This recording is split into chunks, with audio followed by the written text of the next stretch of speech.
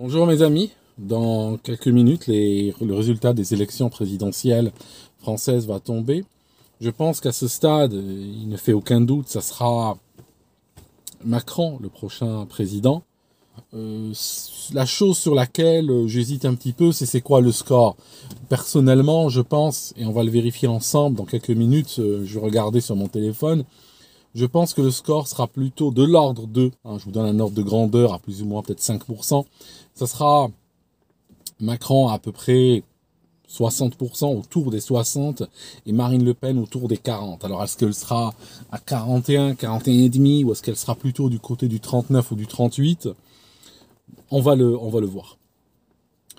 En fait, le premier parti de France aujourd'hui, c'est les abstentionnistes. Ce sont les abstentionnistes, c'est les gens qui disent ça m'intéresse pas, cette offre-là, ce débat-là, ces deux solutions que vous me posez sur la table, moi je veux ni l'une ni l'autre. Et il faut tenir compte de ce facteur-là. Durant le dernier débat, Macron a évité d'aller au bout de ses idées, il était rassembleur quelque part. Il a évité de dire c'est quoi son idéal de la France. Son idéal, on le connaît, c'est une France mondialisée, c'est une France vendue à l'étranger, c'est une France qui n'a plus de diplomatie, qui n'a plus de souveraineté, qui n'a plus sa capacité de décider, qui est à la botte des États-Unis et des choix que les Américains font. Les Américains décident quelque chose et la France va, contrairement à ses intérêts, va essayer de défendre les intérêts américains, même s'il faut sacrifier son économie ou son bien-être ou le bien-être de ses citoyens. Pour lui, la France doit être gérée par l'Europe, par von der Leyen. Pour lui, la France doit décider, au niveau de l'Élysée, on doit pouvoir décider que des horaires de sortie des ordures ménagères et que la souveraineté française soit vendue, d'une part des entreprises privées, d'autre part des organismes internationaux comme l'OMS ou l'Union européenne, et d'autre part par la signature de traités et tout ça, qui vont prendre une partie de la capacité de décider sur plein de choses et transférer cela à l'étranger. Donc, Macron, c'est son idéal de la France. Maintenant, je ne dis pas qu'il va aller jusque-là. Il fera ce qu'il pourra dans cette logique. Quand il est arrivé comment on appelle ça, quand il est arrivé lors du débat télévisé, il a fait preuve de retenue. Il n'a pas dit je vais instaurer un score social à la chinoise et vous allez devoir le garder et il servira pour contrôler votre accès à la nourriture, au transport, aux services et il se basera sur vos décisions de santé, sur vos opinions politiques, etc. Il n'a pas dit ça. C'est ce qu'il aimerait idéalement. Dans son idéal, c'est ce qu'il aimerait. Est-ce qu'il pourra l'atteindre ou pas durant le prochain quinquennat? On verra. Mais il fera son possible pour aller vers ceci. Mais il a évité de le dire à la télévision. Marine Le Pen, attendez, il est quelle heure? 19h01. J'ai quelqu'un qui m'envoie une photo, je n'ai même pas besoin de chercher sur... quelqu'un m'envoie une photo. Attendez. CNews, estimation nationale. Ah non, j'ai pas l'estimation nationale, attendez. J'ai déjà donné ma langue au chat, j'ai déjà dit que c'était 40-60, attendez. Urgent, élection, Emmanuel Macron, 58%. Voilà. 58%, donc voilà. Marine Le Pen est à 42. D'accord? Donc Marine Le Pen est à 42. Je vais vous dire quelque chose. Marine Le Pen, donc, quand elle est arrivée dans ce débat, et ce n'est pas depuis ce débat seulement qu'elle s'est cassé la gueule, c'est bien avant. Elle ne s'est pas montrée comme la présidente de tous les Français. Elle s'est montrée comme la présidente de ce que son camp appelle les Français de souche. Dire, bon voilà, moi, il y a certains Français que je considère comme vrais Français. Les autres, je vais les gérer. Les autres, c'est ceux qui apportent le terrorisme, c'est ceux qui apportent la délinquance, ceux qui donnent des noms à consonance étrangère, ceux qui portent le voile dans la rue. C'est un peu comme ça qu'on l'entend. Elle n'utilise pas clairement et de manière évidente des propos d'exclusion. Elle n'utilise pas. Mais son attitude, les propos qu'elle utilise, quand on les entend au niveau, par exemple, de gens qui sont français d'extraction récente, je veux dire, parfois d'une génération, deux, voire même trois, c'est comme ça que ça sonne. Okay. Donc, autant Macron a été discret et a fait preuve de retenue sur son, comment dirais-je, sur son plan, hein, sur son plan funeste qu'il a pour la France, autant Marine Le Pen, elle a utilisé les débats présidentiels et la campagne présidentielle en général, profitant de la disponibilité des caméras pour émettre un certain nombre d'opinions, hein, pas très bien construites, mais de nature à mettre sur son dos, hein, ou de nature à aliéner, si vous voulez, une partie de l'électorat. Voilà, résultat net, Macron 58%, et puis Marine Le Pen 42%. Aujourd'hui, je vais vous dire quelque chose. Il va falloir, si vous voulez lutter contre ce système qui est en train de vous phagocyter vivant, il va falloir changer de manière de lutter. Il va falloir essayer de vous organiser, de vous structurer autrement et arriver avec des idées nouvelles, des idées différentes. Je vais vous dire ce qu'il y a en jeu dans quelques minutes. Je vais vous dire réellement l'enjeu que je vais vous communiquer aujourd'hui. C'est quelque chose que je ne voulais pas dire. C'est une carte que je ne voulais pas utiliser durant les mois allant vers l'élection présidentielle. Mais je vais vous en parler aujourd'hui. Premièrement, pour résumer, de notre vivant, on ne verra pas Marine Le Pen président de la République. Il faut être clair là-dessus. Il faut être en paix avec ça, parce qu'il ne s'agit pas réellement de la carrière de Marine Le Pen, ou de la carrière de Macron, ou de la carrière des uns et des autres. Il s'agit de vos vies, il s'agit de la vie de vos enfants, il s'agit de votre bien-être, et du destin, finalement, de votre pays. Il ne s'agit pas de qui on va aider à faire carrière. Okay.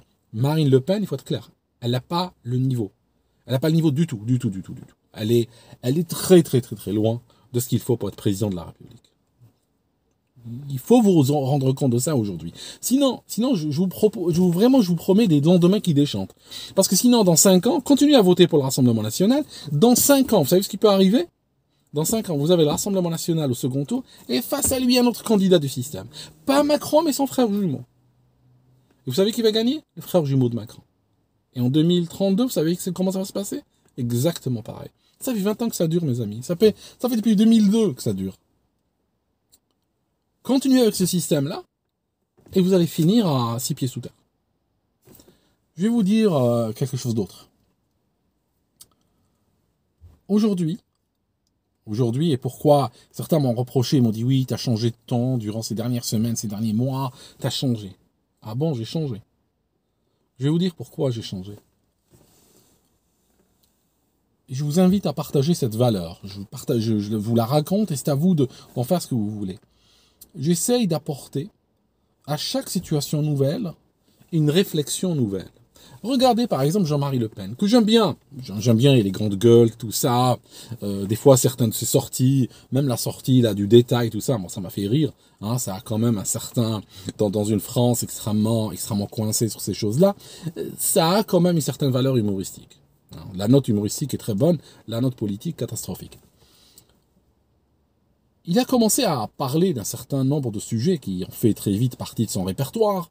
L'immigration, les frontières, les pompes aspirantes, tout ça, un certain mot-clé qu'il répétait sans arrêt. Il a commencé à en parler dans les années 70. 3 décennies plus tard, il parlait exactement de la même chose.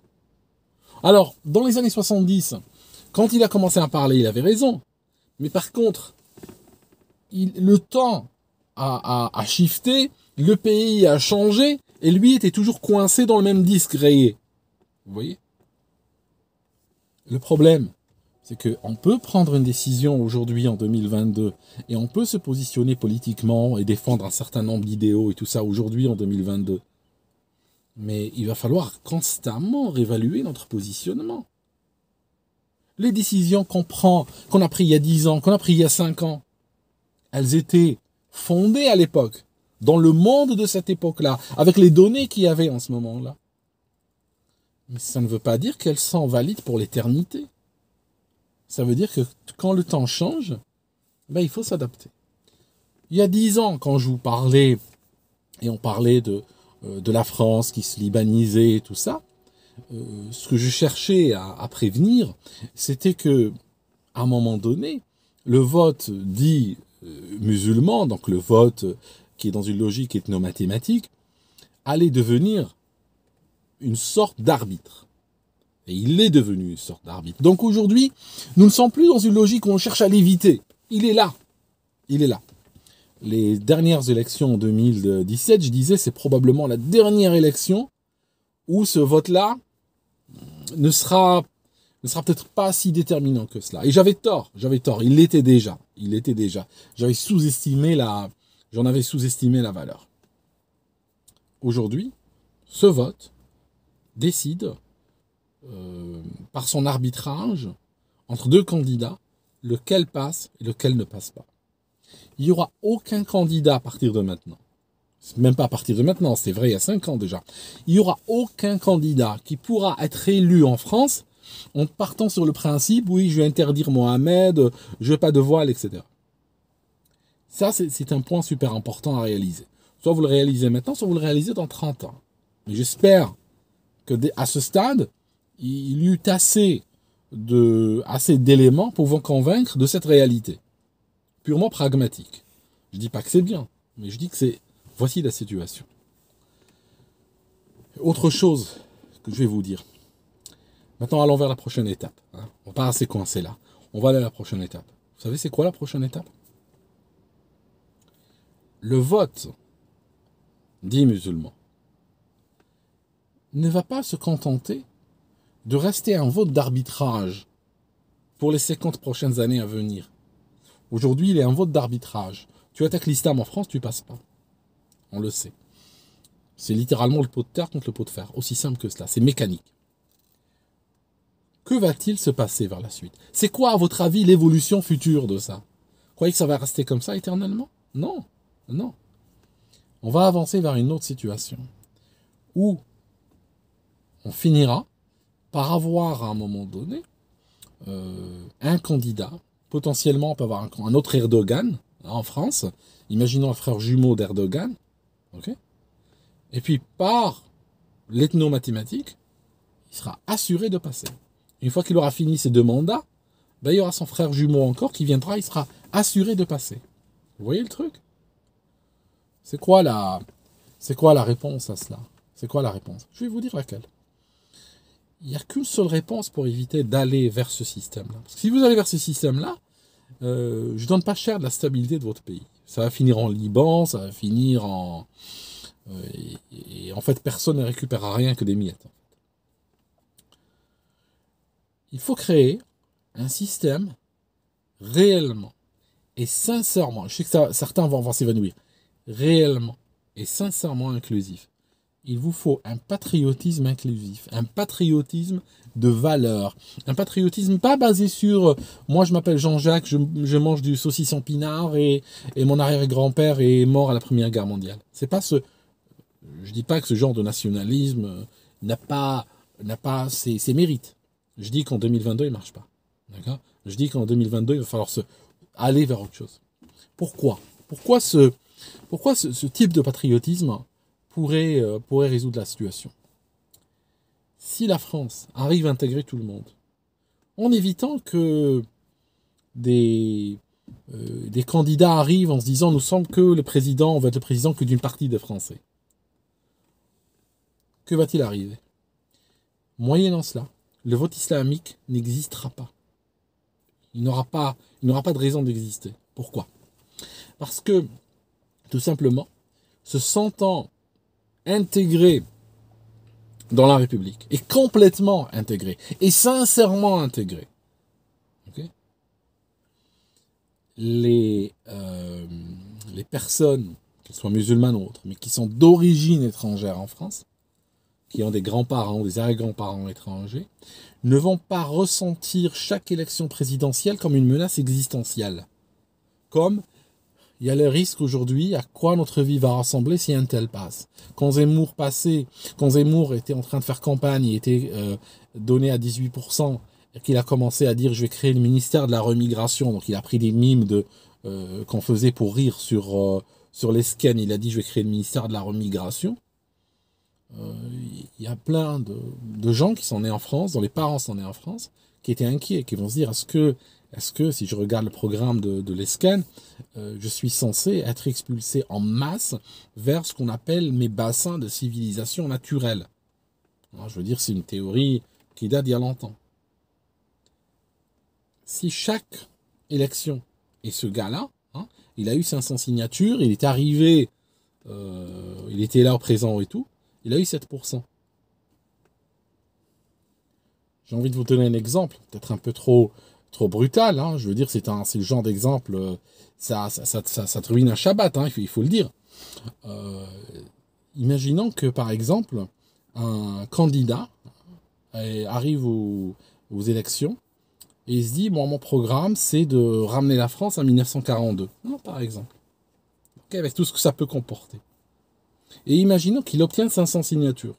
Et imaginons que, une fois qu'il arrive au premier tour, il se casse la gueule avec un score minable et tout ça, puis il part. Oui, mais malgré tout, dans un système qui se dit républicain, qui se dit considérer tous les Français comme égaux et tout ça, vous imaginez comment se sentiraient les Juifs de France, par exemple? D'accord? Ils ne sentiraient pas quelque part qu'il y a une guerre contre eux? Okay? Même si le gars a échoué aux élections, mais malgré tout, le projet était là. Okay? Donc, c'est juste pour vous donner un parallèle, pour que vous puissiez savoir un peu comment certains le ressentent. Okay? Une fois que ce ressenti est mis en place, c'est très dur d'en revenir. Le problème avec ça, avec ce genre d'attaque, avec ce genre d'agression à chaque fois qui arrive à chaque élection, avec des candidats qui ne veulent pas être les candidats de tous les Français, on arrive à quoi? On va arriver à, tôt ou tard, à une situation démographiquement telle qu'on va avoir un Erdogan qui arrive et puis il passe. Vous pouvez faire ce que vous voulez, faire barrage, vous abstenir, il passera comme une lettre à la poste. D'accord? Prenez juste le vote dit ethnique, rajoutez un petit peu les gauchos et tout est là, et puis c'est bon, vous avez Erdogan à votre tête. Qu'est-ce que vous en pensez? D'accord? Alors que si on a une véritable politique d'inclusion, ça prend des années, hein, c'est pas un truc qu'on peut commencer aujourd'hui, puis d'ici la fin de la semaine prochaine, c'est fait. C'est quelque chose qui peut prendre 10 ans, c'est un gros chantier. Si on va vers ça, il n'y aurait pas de vote étranger en France, ou d'origine étrangère, ou de vote musulman. Ça n'existerait pas. Parce que quand on aura un musulman en France, ou un noir en France, ou un métis en France, que certains veulent émigrer, il va sentir français avant tout. Parce qu'il sait que, et ce n'est pas fake, il sait que c'est son pays, et qu'il va pouvoir dormir tranquille, qu'il va pouvoir éliminer de sa tête toutes les considérations ethno-religieuses, et puis s'il s'intéresse à la politique, il se positionnera selon ses penchants politiques. Il peut se positionner à droite, à gauche, écolo, il peut faire ce qu'il veut. De sorte qu'en fait, vous n'aurez pas des gens qui se sentent constamment menacés par ces élections et qui vont voter en bloc pour ou contre un candidat. Et le nombre, faisons loi, tôt ou tard, ce bloc-là ne sera plus un bloc d'arbitrage, mais sera vraiment un bloc de pouvoir. Vous voyez le truc? C'est ça. C'est vers là que ça va. Vous comprenez pourquoi mon temps a changé? Pourquoi je vous disais que le voile est vraiment c'est un luxe. D'accord? C'est fini le voile. Il faut arrêter avec le voile. On l'a perdu. Moi, j'ai grandi en Algérie. Il y a des femmes qui ont payé de leur vie le fait d'avoir refusé le voile. Okay? C'est fini tout ça. C'est fini. On a perdu. On a mené cette bataille, on l'a perdue. Alors quand on perd une bataille, il faut voir qu'est-ce qu'on a devant. C'est un petit peu quand j'ai vu Marine Le Pen parler de voile durant le débat entre les deux tours. J'ai pensé que c'était plutôt, c'est comme quelqu'un qui est sur le Titanic est en train de couler, la dernière barque est sur le point de partir, et au moment où il va embarquer dans la dernière barque, il dit « Ah, j'ai oublié ma trousse de maquillage dans ma cabine, je vais vite aller la chercher. » Et il part avec. C'est de ce niveau-là de luxe. Okay?